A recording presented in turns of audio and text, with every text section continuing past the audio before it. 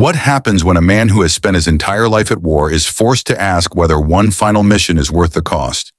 That is the question at the heart of The Punisher. One Last Kill, a dark action thriller that pushes its legendary antihero to his limits. From the very beginning, the movie creates a heavy atmosphere of exhaustion and consequence. Frank Castle is not portrayed as an unstoppable machine, but as someone carrying the weight of years of violence. Every decision feels more dangerous because the film constantly reminds us that actions have consequences and that revenge always leaves scars. One of the strongest elements here is the tone. The movie leans into a gritty, grounded style instead of relying only on spectacle. The action is brutal and intense, but what makes it effective is the emotional context behind it. Every fight feels like it matters. Every confrontation carries personal stakes. The story explores themes that have followed the character for decades: justice, vengeance, guilt, and sacrifice. Rather than presenting simple answers, the film asks whether a person can ever truly escape a life built around violence.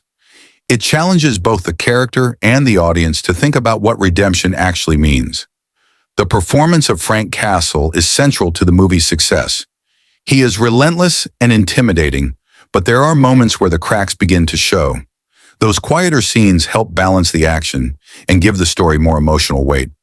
Instead of focusing only on physical battles, the film also highlights the internal conflict that drives the character. Visually, the movie embraces shadows, urban environments, and a sense of constant danger. The cinematography supports the darker themes and helps create tension even during scenes without action.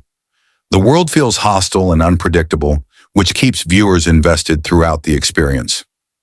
Another aspect worth discussing is how the movie handles its supporting characters.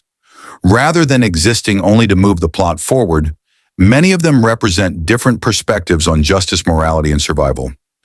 Their interactions with Frank help reveal different sides of his personality and create meaningful, dramatic moments.